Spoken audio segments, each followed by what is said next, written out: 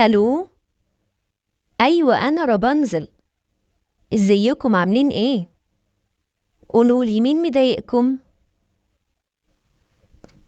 يا خبر ابيض، عندكم بنت مش بتاكل؟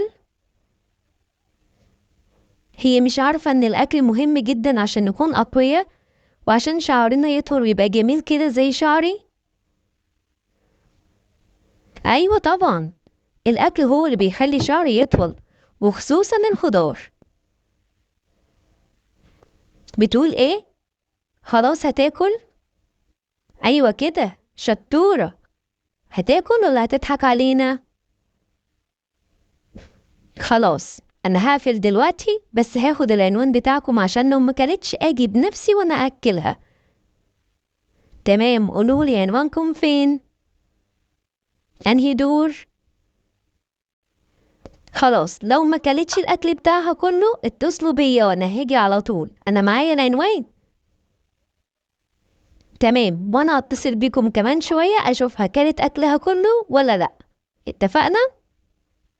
مع السلامة.